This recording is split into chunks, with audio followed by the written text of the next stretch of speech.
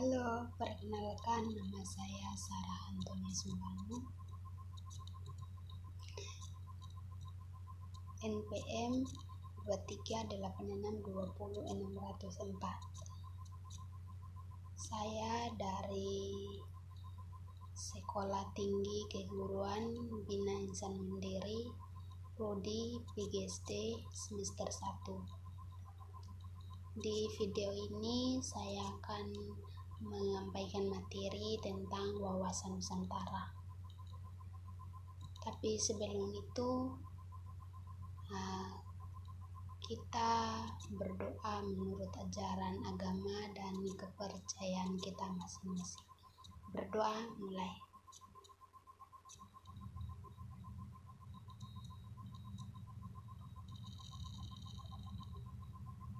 Berdoa selesai. Jadi yang dimaksud dalam wawasan Nusantara itu adalah merupakan cara pandang terhadap bangsa dengan tujuan menjaga peraturan dan kesatuan yang diwujudkan dengan mengutamakan kepentingan nasional dibanding kepentingan pribadi, kelompok atau golongan tertentu.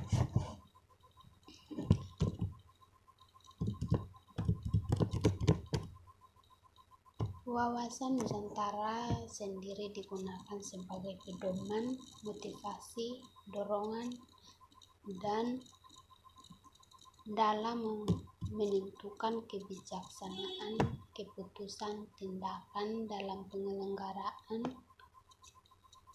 negara di tingkat pusat dan daerah maupun bagi seluruh rakyat Indonesia dalam kehidupan bermasyarakat, berbangsa, dan bernegara. Pengertian wawasan Nusantara secara etimologi berasal dari bahasa Jawa, yaitu wawas yang berarti pandangan. Bangsa Nusa yang berarti kesatuan dan kepulauan, dan antara yang bermakna dua, yaitu samudra.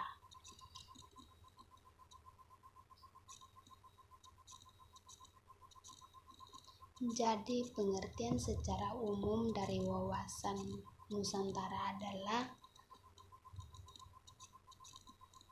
melihat kesatuan kepulauan yang terletak di antaranya ada Asia dan Australia, dan juga dua benua, yaitu dua samudra, yaitu Samudra Hindia dan Samudra Pasifik.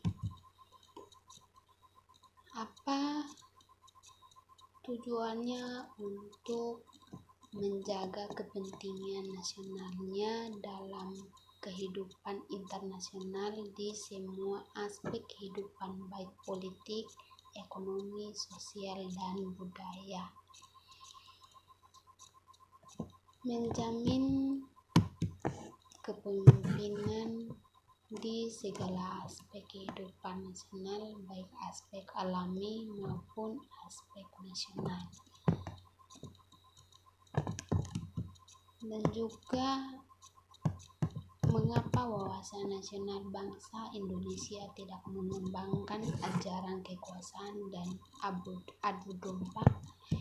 Iya, karena wawasan nasional bangsa Indonesia mengatakan bahwa ideologi digunakan sebagai landasan ideal dalam menentukan politik nasional di hadapan pada kondisi Indonesia dengan segala aspek kehidupan nasionalnya. Maka dari itu ada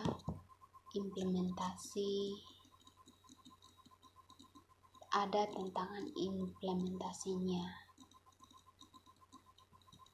dengan perwujudan Kepulauan Nusantara sebagai satu kesatuan politik, dalam arti kebulatan wilayah nasional merupakan satu kesatuan wilayah wadah ruangan hidup dan menjadi modal dan memiliki bersama bangsa.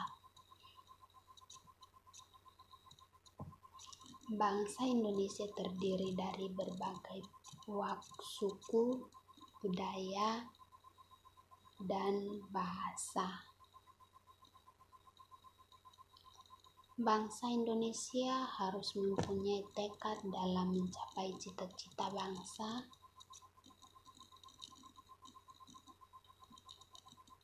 Pancasila adalah salah satu falsafah secara ideologi bangsa dan negara.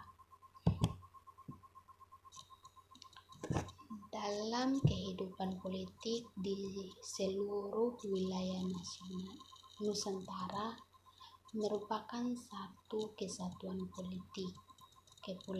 Kepulauan Nusantara merupakan satu kesatuan secara hukum.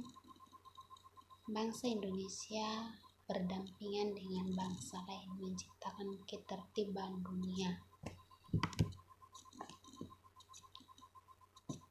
Perwujudan dan Kepulauan Nusantara sebagai satu kesatuan sosial dan budaya, sebagai satu kesatuan ketahanan dan keamanan,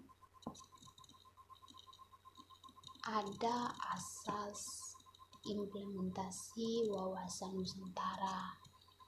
Yang pertama itu ada kepentingan dan tujuan yang sama, keadilan, kejujuran, solidaritas, kerjasama, dan kesetiaan terhadap kesepakatan bersama.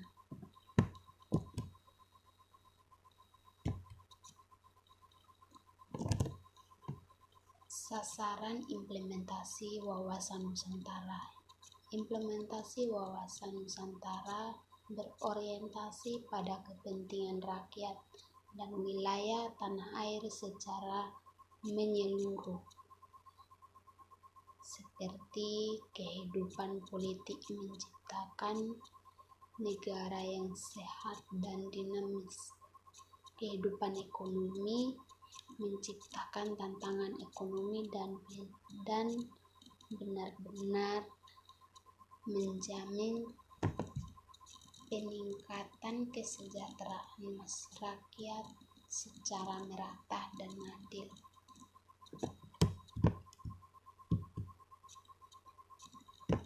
Ada juga yang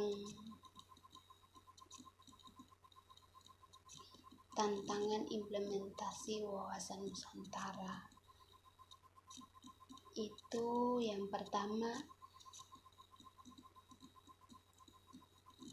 pemberdayaan rakyat. Pemberdayaan untuk kepentingan rakyat perlu mendapat prioritas utama.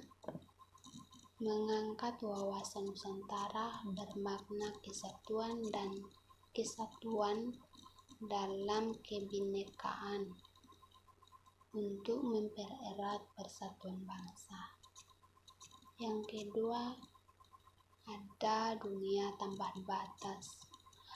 Perkembangan iptek sangat pantas, terutama bidang teknologi informasi, telekomunikasi, dan transportasi menjadi dunia seakan menyatu menjadi satu kampung dunia. Dan yang kedua itu ada era baru kapitalisme. Negara-negara kapitalisme berusaha mempertahankan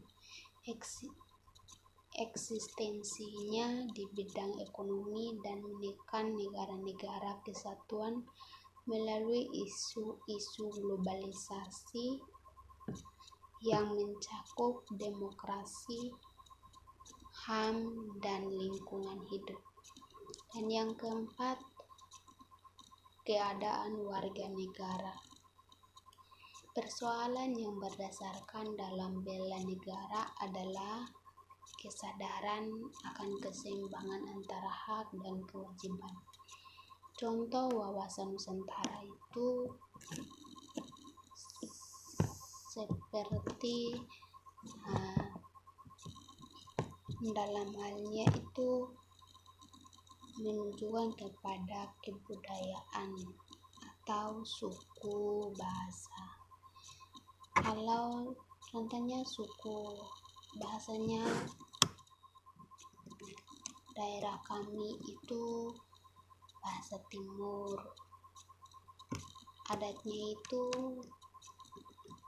banyak.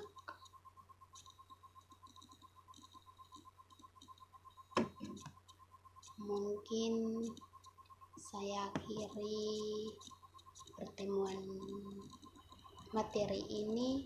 Kalau ada salah kata, mohon